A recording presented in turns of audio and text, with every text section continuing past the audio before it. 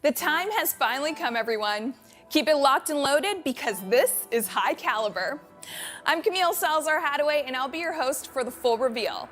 We're about to break it all down, but first, a quick glimpse at what's to come courtesy of Chris Waters and Ubisoft News. All it takes is one look at the new season coming to Rainbow Six Siege to tell you that High Caliber is here to make an impact. Thorn joins the defenders, armed with a dangerous new gadget to send attackers scrambling, and a deadly new weapon to greet them when they do. In addition to the new HUD you're seeing right now, renovations are complete on the Outback map. Plus, player protection updates, balancing changes, and more. It's all coming up right now.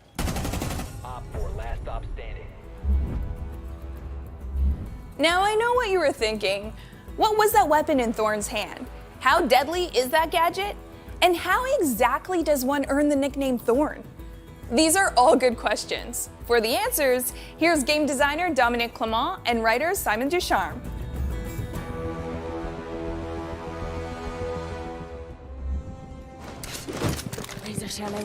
The Thorn's gadget is called the Razor Bloom shell. It's a sticky device that you can throw pretty much everywhere on the map, and it's going to stick on pretty much any surfaces. It's a device that once an attacker walks within the activation radius, will trigger a time detonation. During that timer, the attacker will be forced to make a decision to either keep pushing, fall back, or try to find it and destroy it. We wanted to kind of iterate on the idea of a trap operator, a trap gadget. A lot of the gadget that we have right now that are trap are pretty, I'd say, binary. So either you walk into them and you get the effect, or you don't. So with this gadget, we wanted to kind of see what happens if you give the players a bit more time to react, and you give them a couple options. Imagine you have the device that is stuck on the doorway. And you're an attacker and you're ready to push the doorway. And as you cross the doorway, you activate the device. You have really 4 options that you can really do. The first one is you keep pushing, which is risky because hopefully you know that there's nobody playing around the gadget to kind of catch you. The second option is to fall back. Obviously, you're safe, but you've given away your position. And the third option is that if you're fast, you can try to locate it and destroy it before it detonates. And the fourth option, which is, you accept your fate and you stay there and you take the full damage, which is hopefully not your best option. With this device, it really creates this panic moment, this moment where you really need to make a decision. You hope that it's the right decision. So when it comes to designing the look of the device, it's something that starts very early in the production of the operator. The device is very mechanical, very engineered, very high-tech to get away from something that's maybe a bit more handmade. So Thorn's loadout is quite unique because we're introducing a brand new weapon, the UZKGI. If you don't recognize the name, it's normal because it's completely custom-made here in-house by our team. It's a small SMG, but don't get fooled by the small size of the weapon because it really packs a punch. It's chambered in 50 cal, so it really hits hard. It's a low fire rate, but it can really deal some damage. It will create quite a lot of destruction. And so you can use it to really play vertically and make holes in walls. It's really useful in that way. The other primary weapon is the M870, which is a shotgun that you can see on operators like Jaeger. In terms of secondary weapon, you have the 1911 TAC-UPS, and she also has the C75 Auto. In terms of secondary gadget, she has the shield and a barbed wire. The shield is actually something that was recommended by us from pro players during a pro workshop. They felt it was very good to synergize with the gadget of the operator, and we agreed and we kept it, and it's a very useful tool. And barbed wires are very useful to slow down the enemy. So if they get caught in the device and their barbed wire, they're going to have a hard time walking away from it. Thorn's going to be mainly playing as an anchor. She's very useful close to choke points. You want to have Thorn playing around her gadget because that's where she's the most deadly, and she's going to be super useful to slow down the attack. Where Thorn shines is where you play with your gadget. When they trigger it, they're going to be panicking. They're going to be running away, running forward. So it's the ideal moment to really utilize this confusion and this panic. What works really well with Thorn is operators like Clash, Lucy, Legion. These types of operators that really help you slow down the attackers.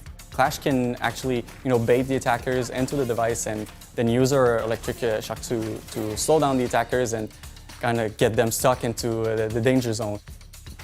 The main counters for Thorns is your classic anti-utility operators. So you have Thatcher, and you also have Twitch and Zero, which can use their cameras and drones to locate the device and destroy it with their lasers. IQ, obviously, super useful to spot the device and tell your teammates that, oh, there's a razor bloom shell on that doorway or in that area of the map. You can also counter the razor bloom shell with explosives, so you can blow the razor bloom shell up, you can shoot them, and if you're very courageous, you can also melee it, but I don't recommend this option. Thorn's real name is Brianna Skean. She's from a part of Ireland that's known for horse breeding and military training. Growing up on her family's farm, she learned the value of hard work and determination because she always had to outperform her 4 older brothers who never made anything easy for her. And the first chance that she got, she followed the horses and joined the Garda. So Thorn is an elite tactical specialist and a weapons expert, and she's also the newest recruit to Cavera's team. She's worked with horses, been in mounted police during her police work, and her specialty is actually emergency response. She's always the first to wake up, she's always working out, she loves to challenge herself, and that's why she's so jacked. She actually redesigned her unit's obstacle course because she thought it was too easy. So Thorn is a sort of anti-bully figure, I would say. She doesn't take any nonsense from anyone, not from her brothers when she was little, not in her work today, and she really operates with the mindset that if you mess with her, you're gonna get hurt. My turn. Thorn's name and Thorn's gadget, the Razor Bloom Shell, kind of come hand in hand with the same concept. Mira actually designed the Razor Bloom after getting to know Thorn, because she always talks about stories of her brothers trying to take stuff from her and her fighting back. If you try to take things that aren't yours, she's gonna fight back, and sometimes with sharp things. You located a bomb. High Calibre is taking us back to the Outback, and Jeremy Doucet is here to talk about the map rework in detail. As long as they didn't remove the shark, it's fine by me.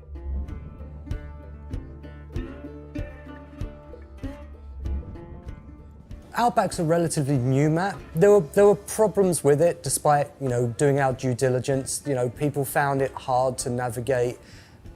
Anchoring on the sites was actually quite hard, and we want the map to go into Pro League, into ranked, and we want it to be competitive. So we decided to go through and actually look at the problems.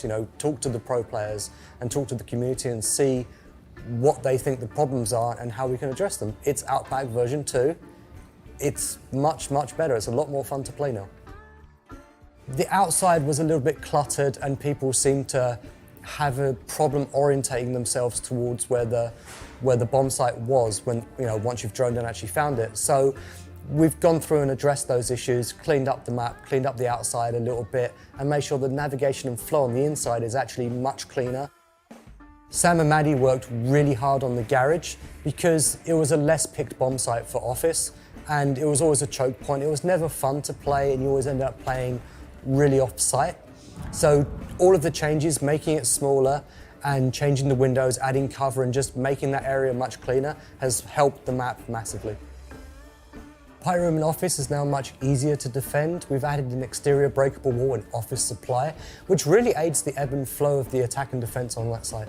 There was a major change in restaurant where we've split the rooms into 2 between Shark, which actually aids the navigation and flow because it's easier. It was a large open area, and making it a little bit smaller and a bit more comfortable has actually made it an awful lot more fun and a lot more fun to navigate in, especially if you're attacking. Obviously in the original map, Open Terrace was open and it was exterior. Now it's interior and it actually connects piano and resto. So what you've got now is when you come up the stairs towards Terrace, where it used to be, obviously it's enclosed, there's a double door that's barricaded, and it makes for an interesting way to enter the building, especially if you need to get upstairs onto the second floor. But it's also an awful lot more fun because you hide your drone in terrace and you can get a few sneaky lines of sight and you can see where people are setting up their defenses. So now it's actually a massive improvement to that area. So the motel rooms have been cleaned up. There was a lot of props, so it's actually been cleaned up. The closet's moved and the bathroom is also an awful lot cleaner now. It was a little bit messy and it was hard to see. It's a much simpler layout now. So Dom's laundry has gone to laundry piano. Even though it's a relatively small change, it hasn't moved massively. It means it's easier to defend. The roamers have an easier time because it's easier to navigate for the flow. So it's actually made the site an awful lot more fun. There's always a few choke points into that thing and people will just anchor in the corner and just spray the walls. So cleaning it up and actually moving the site has improved that area massively. With the windows being moved, tweaked, and we have removed quite a few windows from the map, it actually is an awful lot more comfortable. You can anchor on the bomb sites. You can roam much easier as well. Going through and fixing these problems one by one, and as the map gets better and better and better, the play sessions get more and more fun. That's always the best thing to see, is when everyone's having fun, because if we're having fun, I know the community's gonna have fun. Next up, we're checking in with David Perpignan from Ubisoft Barcelona to talk about some balancing updates, including impactful changes to Finca's Adrenal Surge.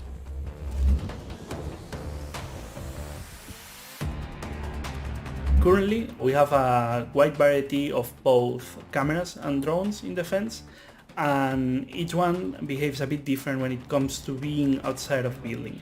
So, for example, drones will disconnect and the cameras will stay connected. What are the main changes? We've defined the same set of rules for drones and cameras. This means that if drones get outside of the building, they will lose its connection after a few seconds, and cameras will behave in the same way. This is affecting Black Eyes, Bulletproof Camera, and also Maestro Evil Eyes. So with these changes, we're expecting Valkyrie to get a bit stronger when she's inside the building, because she will waste less cameras outside, more presence of cameras inside, and we're also expecting the frustration to be reduced for attackers when facing her, specifically in those maps where approaching the building is already a challenge. We also have a secondary issue that is related to Zero's Argus cameras and Valkyries. Currently it takes a lot of time to get access to the camera right after deployment, and this is something that we want to fix. What we're doing is that we are allowing players to connect to their cameras even before they finish the deployment, which means that you can be holding on the camera with a connecting screen, and when the deployment is finished, you have instant access to the camera feed. In the current implementation, Finca can help other teammates to stand up from down but not out, but she cannot help herself. So we think this is something that we need to change. If she has available charges, she can trigger the ability and she will stand up.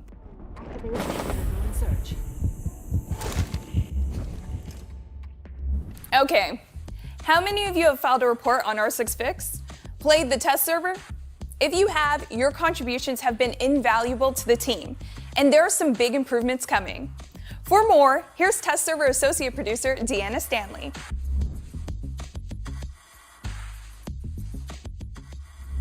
So the current system of R6 Fix, it's a bug reporting platform. Players can go on and they can report issues from either the test server before season launches or for the live game. They just enter a bug with a description and their specs, and the dev team will look at it once it's acknowledged. Currently, we have some issues with the platform. So we know it doesn't always look active, and we hear from users that there's not a lot of trust in the platform right now. There's a lot of search issues, there's problems with ticket management, duplicates, and there's a general lack of clarity on how the platform works. So with R6 Fix 2.0, we have a complete overhaul to the design, we have a better overall user experience, and we have a new severity system to start. So normally users who enter issues are the ones who decide and classify how severe an issue is, but now every contributor to the issue will have a say in that as well. And we've made it easier to submit issues and easier to throw your weight behind existing issues. So if you're spending your time to support the development of Siege by playing on the test server, we want to make sure that that time is respected. It's also why we added the possibility for our devs to discuss with players directly in the comment section of their tickets. So it's going to give them better visibility. They'll be able to receive updates on how the fixes are going.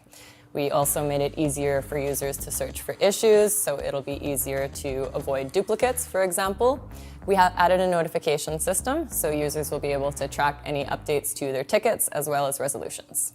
And we hope that this will encourage players to use this, as having this central hub is the fastest way that we can address an issue.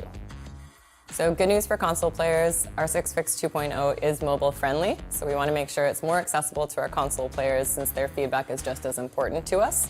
It's going to make it more accessible. They can upload photos directly from their phone, and overall it should be a better experience for our console users. This is definitely the best way to reach out to our devs. It's why we opened this direct line of communication. We want to encourage people to use this channel. It's the fastest way, for sure, for us to see an issue. We're altering the structure of the test servers a little. We know that different players come to the test server for different reasons. Just because you're coming to check out a new operator, it doesn't necessarily mean you want to try out content that's still in the early development stages. So now content's going to be split into more focused testing periods. First, we have our season reveal. The day after the season reveal, we're going to put our seasonal content on the test server. That's going to be only content that's releasing with the season. After that, the season will launch, and the next up will be our new lab test server. So this is going to be more experimental features, giving players a sneak peek at something still in early development. Will this lab test server take place every season? We don't know. We usually have content that's ready to show at that stage, and we hope that we're going to be able to do it as often as possible to give players that sneak peek.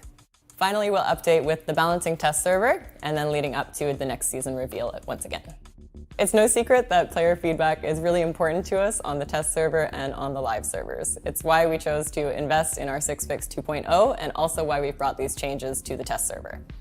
We want to build back that trust with the community, and we want to give back more to the community for their help. So we're looking forward to introducing rewards in year 7.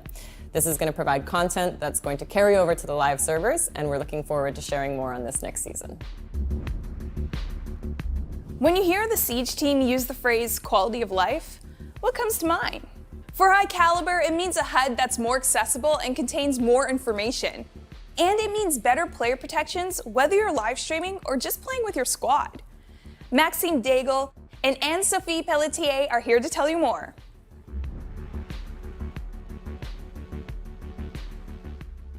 The current HUD has a few issues, one of which is that the game has changed a lot in the past few years. Unfortunately, the HUD remained pretty much the same. We've also looked at the future operators and the ambitions of the team, and there's a real need for a reshuffle of information we're showing. You might not know this, but Siege's UI is based on Flash. And internally, we created a new tool called Phoenix. Basically, is faster, it's easier to work with, more future-proof. It's the perfect time for a rework of the HUD. And now, at a glance, you can get a quick impression of what your inventory is consisted of. You don't have to switch to your gadget, say, to see if you have a certain ammo type equipped. For example, Zofia or Capital. We've also streamlined the way we represent resources, for example, Cavera and Warden. It's a bar that depletes and refills over time. They're shown similarly in the HUD. We also separated cooldowns from resources. For example, Clash has both. She has a resource bar for her electricity, but also the cooldown in between the shots that she can fire. We removed all the text in favor of icons, so we're way more specific in the icons. So if you're deploying an ADS, now the icon will show an ADS being deployed. If you're picking up a frost mat, that's the icon you will see. Last but definitely not least is the compass. It's now central to the HUD. Now the compass, for whatever's in front of you, is divided into 3 parts. You have what's above you, what's on the same level as you are, and what's under you. We've also added a ton of new world markers into the compass. So before you only had the yellow pings, but now you have the marked positions, you have the objective markers, you also have the player death markers. We've also added a new module called the ping location reminder. It'll show the floor and the location of the ping so you can make better callouts. We've added a ton of new customization options.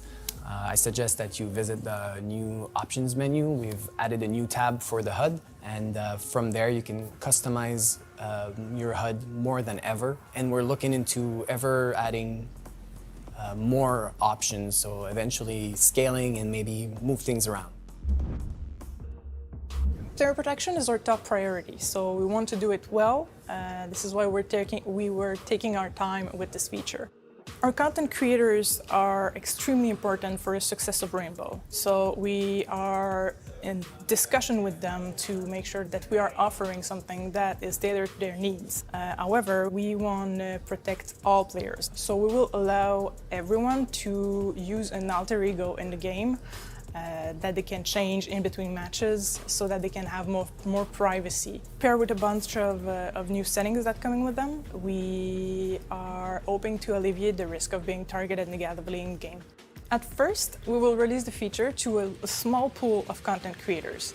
We will stress test the feature, make sure that there's no bugs, make sure there's no exploit, and once we're ready, we will release it to the rest of the population. We realize that there is also a broader need of security at the account level for our players. So we reached out to our colleagues in charge of account at Ubisoft, and we are in discussion with them to provide broader security settings for our players. We are extremely excited to let our players try the new privacy settings in the near future. We're moving away from the static team colors. So from now on, in the accessibility tab, you can customize them, meaning that if you want to set your allies team to be red, and if you want to set your enemies team to be orange, you can do so now. We know that the color selection for now is not so great for our colorblind players, but we're willing to make this compromise for now, knowing that we're going to be adding a ton of new color options in the future. Gadgets in the world are eventually going to be showing the alliance. What that means is if we're throwing a C4, the light on the C4 will reflect if it's an enemy or an allied gadget. We're looking at the Claymore currently and also the barbed wire. Eventually, we're looking at adding more and more game objects that will reflect the colors that you chose in the accessibility options. At the Crystal Guard reveal, you met production coordinator Matt Daigle, who introduced you to the first stage of Elite skin customization. Well, he's back, and he's got some good news.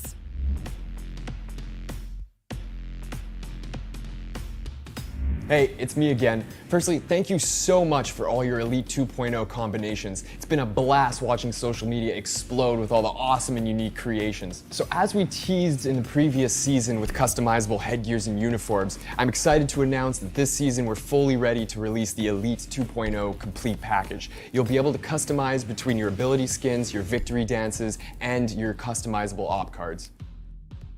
I'm also excited to announce that we'll be releasing a brand new MTX category, the exotic weapon skins.